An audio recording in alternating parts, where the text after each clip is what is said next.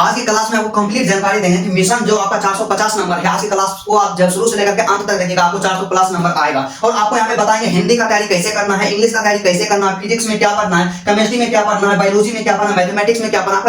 क्या आप भी क्लास 12 का स्टूडेंट हैं और 2026 में बिहार बोर्ड इंटर का एग्जाम देंगे, तो मेरे दोस्त आज का जो क्लास है आप सब के लिए काफी स्पेशल होगा, क्योंकि आज के क्लास में हम लोग बात कर रहे हैं कि आज से पढ़ करके कैसे 400 प्लस नंबर ला सकते हैं। क्योंकि कई ऐसे मेरे भाई थे, मेरे दोस्त थे, जो उनका हमेशा कमेंट आ रहा था कि भैया मेरा तैयारी अभी कंप्लीट नहीं है, हम कुछ भी नहीं पढ़े हैं या एक ही 2 चैप्टर को कंप्लीट किए हैं, तो कैसे एक बेहतर परसेंटेज आएगा। तो यदि आप भी कंफ्यूज हैं, आपका भी तैयारी अभी कंप्लीट नहीं है और आपको पता नहीं चल रहा है कि अभी से अपना स्टडी कर करके कैसे 400 प्लस नंबर लाएं, इस वीडियो को आप लोग शुरू से लेकर के अंत तक देखिएगा।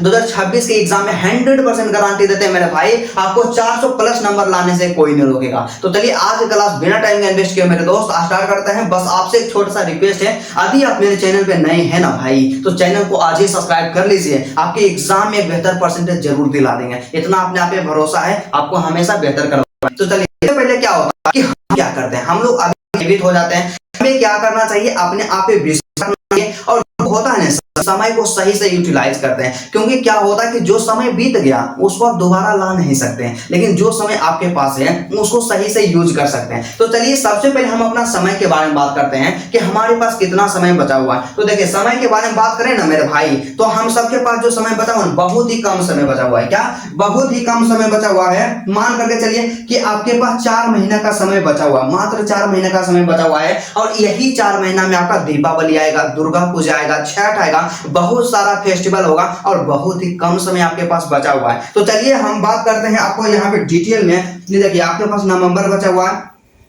यहाँ पे अक्टूबर बचा हुआ है, नवंबर है, दिसंबर है और जनवरी को तो आप काउंट कर भी नहीं कीजिए। क्या जनवरी को काउंट नहीं कीजिए? क्योंकि जनवरी ऐसा समय होता है ना मेरे भाई कि जनवरी में सिर्फ आपको यहाँ पे रिवीजन करना है और लिखने का प्रैक्टिस करना है। बस आप मान करके चलिए कि आपके तैयारी के लिए जो समय बचा हुआ है मेरे भाई, केवल 3 महीना का समय बचा हुआ है और इसी 3 महीना में आपको बेहतर करना है। तो चलिए एक एक करके हम लोग बात करते हैं कि आपको कैसे प्रिपरेशन करना चाहिए। लेकिन उससे पहले आपको जानना जरूरी होगा कि सबसे बेस्ट बुक आपके लिए क्या होगा। आपको ऑब्जेक्टिव के लिए क्या पढ़ना है, सब्जेक्टिव के लिए क्या पढ़ना है, क्वेश्चन बैंक मतलब कैसे आपको पढ़ना है, कौन सा क्वेश्चन बैंक लेना है, कौन सा मॉडल पेपर लेना है, आपके लिए कितना किताब लेना बहुत ही ज्यादा जरूरी होता है। टोटल A to Z आपको जानकारी देते हैं। तो सबसे पहले बात करते हैं ना मेरे दोस्त, आप लोग क्या कीजिएगा, मेरा बात मानिए। हम हमेशा आपको कहते हैं, क्योंकि मां शारदा टीचिंग सेंटर बच्चों को गुमराह नहीं करता है बल्कि एक सही डायरेक्शन दिखाने का प्रयत्न करता है। तो सबसे पहले क्या होता है मेरे दोस्त, आप लोग क्या कीजिएगा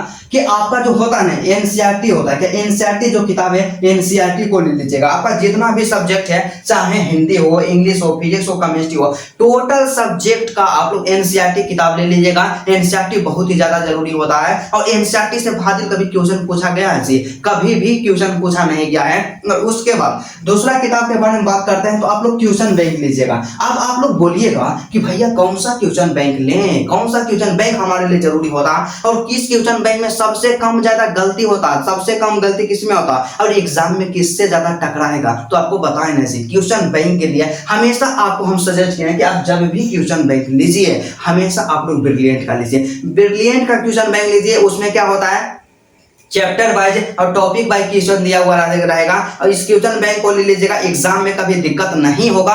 मोस्ट इंपोर्टेंट है आपका मीडियम हिंदी है ना जी, तो हिंदी वाला लीजिए और यदि आपका मीडियम इंग्लिश है तो इंग्लिश वाला लीजिए, ठीक है। उसके बाद नेक्स्ट बुक के बारे में बात कर लेते हैं मेरे भाई। अगला बुक क्या होता है, आपको ऑब्जेक्टिव का गेस पेपर लेना है। क्या करना, ऑब्जेक्टिव के लिए गेस पेपर लेना है। तो कौन सा गेस पेपर लेना, सिंपल सा छोटा सा आपको बता रहे हैं कि एक किताब के अंतर्गत आपका सभी सब्जेक्ट का वहां पे ऑब्जेक्टिव रहेगा चैप्टर वाइज। आप लोग क्या मार्केट में जाइएगा और बोलिएगा भैया हमको टारगेट का गेस पेपर चाहिए। आप लोग लिख लीजिए, यहाँ पे ध्यान दीजिएगा, आपको कौन सा गेस पेपर लेना है, आपको टारगेट का गेस पेपर लेना है और इसका प्राइस कम से मतलब यहाँ पे 130 रुपया के आसपास में आएगा। तो इस गेस पेपर को आप लोग जरूर ले लीजिएगा, मोस्ट इंपोर्टेंट होता है। और जितना भी ऑब्जेक्टिव रहेगा मेरे दोस्त इसी से छपेगा 2026 के एग्जाम में। आप लोग सेंटर एग्जाम दे रहे होंगे और कई ऐसे स्टूडेंट होंगे जो किताब को ले लिए होंगे, तो उनको पता चलता होगा कि ऑब्जेक्टिव कितना इससे टकराता है। तो टारगेट का आप लोग ऑब्जेक्टिव वाला गेस पेपर पेपर ले लीजिएगा, ठीक है। और लास्ट में एक किताब आपको और सजेस्ट करना चाहेंगे मेरे भाई, आप लोग क्या कीजिएगा, मॉडल पेपर ले लीजिएगा। क्या,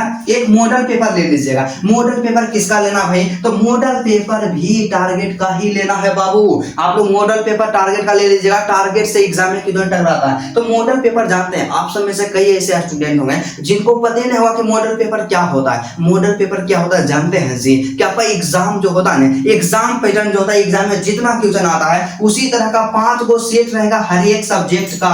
तो सबका अब जितना सेट आपका दिया हुआ है सब्जेक्ट वाइज, आप लोग सभी को कंप्लीट कर लीजिए, एग्जाम में कभी दिक्कत नहीं होगा। मतलब बेसिकली बात करते हैं कि यदि आप बेहतर करना चाहते हैं, 400 प्लस नंबर लाना चाहते हैं मेरे भाई, एक बड़ा भाई का सजेशन है आपके लिए, आप लोग, आपके पास इतना किताब होना ही चाहिए। और इसके अलावा आपको कहीं से भी कुछ भी नहीं पढ़ना है। और यदि आप किन्हीं टीचर का नोट्स लेते हैं तो नोट्स आपको लेना चाहिए, कोई दिक्कत नहीं, आप लोग नोट्स ले सकते हैं। बस यही कहना चाहेंगे कि इन तमाम किताब को आपको लेना बहुत ही ज्यादा जरूरी है, इसको कभी भी स्किप नहीं कीजिएगा। अब बात आता है ब्रदर जी कि हम लोग किताब को तो ले लिए, लेकिन हमें तैयारी कैसे करना है, प्रिपरेशन कैसे करना है, सबसे ज्यादा जरूरी चीज यही होता है। तो चलिए इसके बारे में हम लोग एक एक करके बात करते हैं और सब्जेक्ट वाइज बात करते हैं। आपको क्या करना होगा, हिंदी और इंग्लिश, देखिए 2 सब्जेक्ट के बारे में आपको बताते हैं ब्रदर जी कि आपका क्या होता है। यहाँ पे हिंदी है, क्या हिंदी है और इंग्लिश है। तो हिंदी और जो आपका इंग्लिश होता है इसमें क्या रहता है ब्रदर जी, आपसे एग्जाम में 2 तरह का क्वेश्चन पूछा जाता है 2 जगह से। सबसे पहले आपका जो बुक रहेगा, बुक से पूछा जाएगा, और दूसरा का क्या रहेगा, आपका ग्रामर रहेगा। क्या रहेगा ब्रदर जी, आपका ग्रामर रहेगा। तो ग्रामर में क्या होता है, यहाँ पे किताब रहेगा और ग्रामर रहेगा, दोनों जगह से क्वेश्चन पूछा जाएगा। आपका ऑब्जेक्टिव के बारे में बात कर रहे हैं और सब्जेक्टिव के बारे में, दोनों के बारे में बात कर रहे हैं। हिंदी में क्या होता है, आपका हिंदी ग्रामर रहेगा और इंग्लिश में इंग्लिश ग्रामर रहेगा। आप लोग क्या कीजिएगा, सबसे पहले रिक्वेस्ट करना चाहिए बड़ा भाई होने के नाते, आप लोग अभी से आज से क्या करना स्टार्ट कर दीजिएगा, हिंदी का एक एक चैप्टर को एक्सप्लेनेशन के साथ उसको पढ़ना स्टार्ट कर दीजिएगा। आपका काव्य खंड का रहे चाहे गद्य खंड का रहे, सबको सिलेबस को कंप्लीट करना है। और उसी तरह से आपका इंग्लिश होता है ना ब्रदर जी, इंग्लिश का भी सिलेबस कंप्लीट करना है। आपको सिर्फ स्टोरी समझना है, स्टोरी अपने दिमाग में याद रखना है। और उसके बाद इतना जब आप काम कर लीजिएगा ना, स्टोरी को दिमाग में याद रखिएगा, और आप लोग जो यहाँ पे टारगेट का ऑब्जेक्टिव वाला गेस्ट पेपर लीजिएगा ना जी, ऑब्जेक्टिव इसी से रट लीजिएगा। मतलब सीधा सा कहने का मतलब है कि आपका जितना भी यहाँ पे सब्जेक्ट बता रहे हैं सबके ऑब्जेक्टिव के बारे में एक ही चीज आपको बता रहे हैं। आप लोग क्या कीजिएगा, स्पेशली ये 2 चैप्टर बोले, 2 सब्जेक्ट बोले हैं हिंदी और इंग्लिश, इसको पढ़ लीजिएगा, इसके स्टोरी को दिमाग में समझ लीजिएगा। और आप लोग फिजिक्स भी पढ़ते होंगे कहीं ना कहीं, केमिस्ट्री भी पढ़ते होंगे और बायोलॉजी भी पढ़ते होंगे और मैथमेटिक्स भी पढ़ते होंगे। तो पर्सनली यहाँ पे बात करना चाहिए ये तीनों सब्जेक्ट के बारे में। आप लोग क्या कीजिएगा, अब सीधा सा जहां भी पढ़ते हैं जो चैप्टर कंप्लीट है उसका ऑब्जेक्टिव याद करना है, और जो चैप्टर कंप्लीट नहीं है उसका भी ऑब्जेक्टिव याद करना है। तो आपको काम क्या करना होगा मेरे दोस्त, आप लोग क्या कीजिएगा, टारगेट का जो बुक होता है इस किताब को लीजिएगा, चैप्टर वाइज कंप्लीट कर जाइए, चैप्टर वाइज रट लीजिए, एक भी चैप्टर को आप नहीं स्किप कीजिए। और चैप्टर वाइज आप लोग ऑब्जेक्टिव को कंप्लीट कर लेते हैं ना, एग्जाम में आपको कभी भी दिक्कत नहीं होगा। इतना काम करना है, ठीक है। उसके बाद हिंदी के लिए तो खत्म हो जाएगा, इंग्लिश के लिए भी खत्म हो जाएगा टेंशन, और फिजिक्स केमिस्ट्री बायोलॉजी के लिए भी आपको क्या करना है, ऑब्जेक्टिव वाला जो होता है यहाँ से टारगेट से यहाँ पे आपको रट लेना है। और उसके बाद आपको काम क्या करना होगा, आपका जो फिजिक्स होता है, आपका जो केमिस्ट्री होता है, इसमें 2 काम और करना है मेरे दोस्त। सबसे पहले इसका जितना भी एसआई मात्रक होता है सबको रट जाना है, सबको रट जाना है, जितना भी बीमा होता है सबको रट जाना है। अब आप लोग क्या होता है कि फिजिक्स रहे या केमिस्ट्री रहे, इसमें क्या होता है कि फॉर्मूला वगैरह होता है चैप्टर वाइज, कि विद्युत क्षेत्र बराबर क्या होता है, क्या इलेक्ट्रिक फील्ड इक्वल टू क्या होता है। तो जितना भी फॉर्मूला रहे ना जी, आप लोग क्या कीजिएगा, चैप्टर वाइज कंप्लीट कर लीजिएगा। अब बोलिएगा कि भैया फॉर्मूला कहां से मिलेगा, तो फॉर्मूला कहां से मिलेगा, आप ब्रिलियंट का जो यहाँ पे आपको सजेस्ट किया ना क्वेश्चन बैंक, ब्रिलियंट का क्वेश्चन बैंक में चैप्टर वाइज फॉर्मूला रहता है, वहां से रट लीजिएगा, एक भी नहीं छोड़िएगा। और उसके बाद क्या कीजिएगा कि फिजिक्स केमिस्ट्री और बायोलॉजी 3 सब्जेक्ट के बारे में आपको बता रहे हैं कि आपका जो क्वेश्चन बैंक रहेगा ब्रिलियंट का, उसमें क्या कीजिएगा, चैप्टर जो आपका होता है ना, जैसे आप पहला चैप्टर निकालिएगा, मान लीजिए केमिस्ट्री का पहला चैप्टर निकाले हैं ठोस अवस्था, तो ठोस अवस्था जो आपका चैप्टर है ना, उसमें इंपोर्टेंट पॉइंट दिया हुआ रहेगा। तो जितना भी पॉइंट रहे ना मेरे भाई उसको रट जाइए, एग्जाम में ऑब्जेक्टिव क्वेश्चन वहां से भी पूछा जाएगा। तो आपको यही काम करना है, ऑब्जेक्टिव के लिए इतना ही करना है। और लास्ट में यही कहना चाहिए कि आप लोग जब मॉडल पेपर आप लीजिएगा ना, तो मॉडल पेपर में 5 को सेट दिया हुआ रहेगा, सभी सेट को आप लोग कंप्लीट कर लीजिए। एग्जाम में कभी भी आपका एक भी ऑब्जेक्टिव नहीं छूटेगा, और छूट जाएगा ना जी, आप लोग जो बोलिएगा वही करेंगे, आप पढ़ाना बंद कर देंगे। ठीक है, तो चलिए इतना काम आप लोग करिएगा। अब बात आता है कि सब्जेक्टिव के लिए हमें क्या करना चाहिए, सब्जेक्टिव का प्रिपरेशन कैसे करना चाहिए, तो आपको हम बताइए नहीं किए हैं जी। आप लोग क्या कीजिएगा कि आप सभी सब्जेक्ट के बारे में बात करें। सबसे पहला प्राइमरी आप किसको दीजिएगा, प्राइमरी आप किसको दीजिएगा, आप लोग क्वेश्चन बैंक को। क्या क्वेश्चन बैंक को आधार बना करके